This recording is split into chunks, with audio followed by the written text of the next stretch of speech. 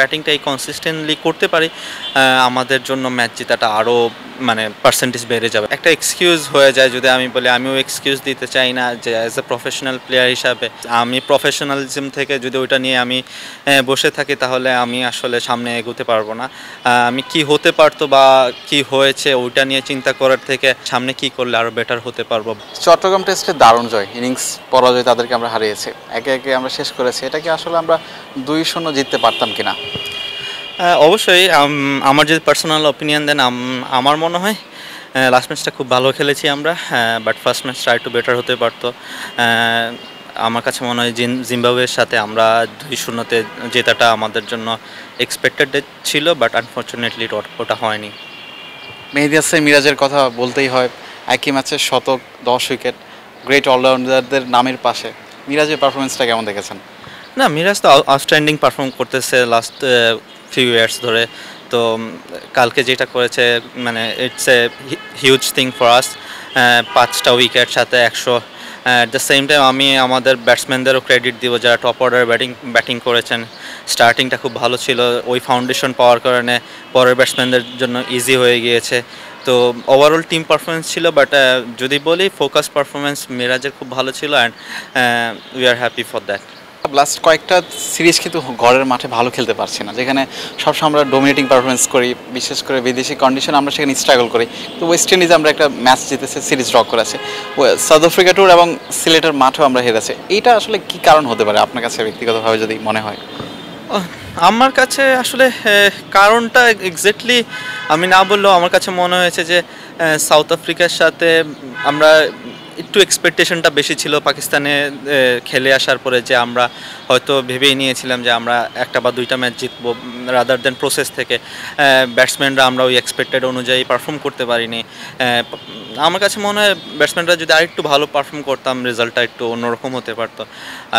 Even আপনি শ্রীলঙ্কার সাথেও যদি দেখি যে আমরা অ্যাটলিস্ট একটা ম্যাচ আমার কাছে মনে হয় যে আমরা বের করতে পারতাম, বাট ওই যেটা আমরা ব্যাটিং একটু স্ট্রাগল করছিলাম ওই কারণেই আমরা একটু পিছিয়ে গেছি। আপনি যদি খেয়াল করেন যে সিলেটের ম্যাচটা তো একটু ব্যাটিং আমাদের খারাপ হওয়ার জন্যই আমরা কিন্তু পিছিয়েছি, বাট চিটাগাং এসে কিন্তু ভালো ব্যাটিং করে আবার ওই জিনিসটা রিকভার হয়েছে। তো আমার কাছে মনে হয় আমরা যদি ব্যাটিংটাই কনসিস্টেন্টলি করতে পারি আমাদের জন্য ম্যাচ জেতাটা আরও মানে পার্সেন্টেজ বেড়ে যাবে, বাংলাদেশও ইভেন বাইরের দেশও।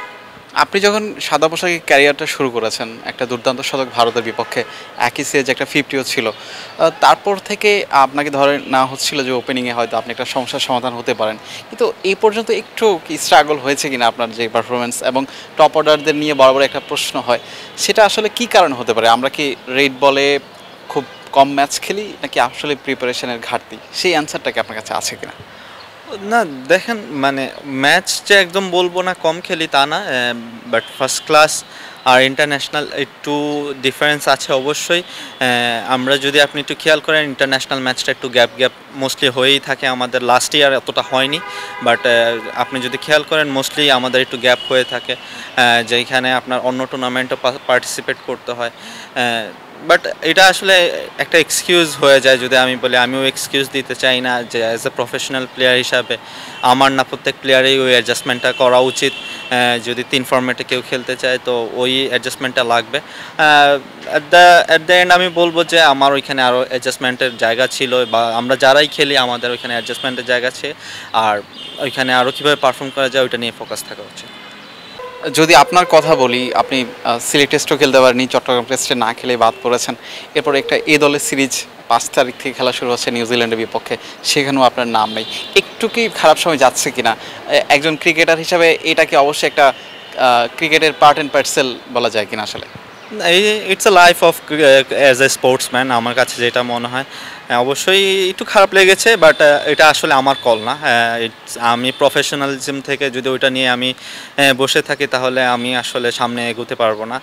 আমি কি হতে পারতো বা কি হয়েছে ওইটা নিয়ে চিন্তা করার থেকে অ্যাজ এ পার্সোনাল আমি হিসাবে আমি চিন্তা করি যে সামনে কি করলে আরও বেটার হতে পারবো বা বেটার পজিশনে যেতে পারবো, ওইটা নিয়ে ফোকাস করার চেষ্টা করি। বাট যেটা আপনি বলেছেন যে ওইটা নিয়ে একটু খারাপ লাগবে, হিউম্যান বিং হিসাবে মানুষের খারাপ লাগা থাকে, ওইটা খারাপ লাগা থাকবেই, but at the same time আমার যেটা আমি সামনে কি আমার জন্য অপরচুনিটি আসে ওইটা যদি কাজে লাগাতে পারি ওইটা নিয়ে আর বেশি ফোকাস করতে চাই।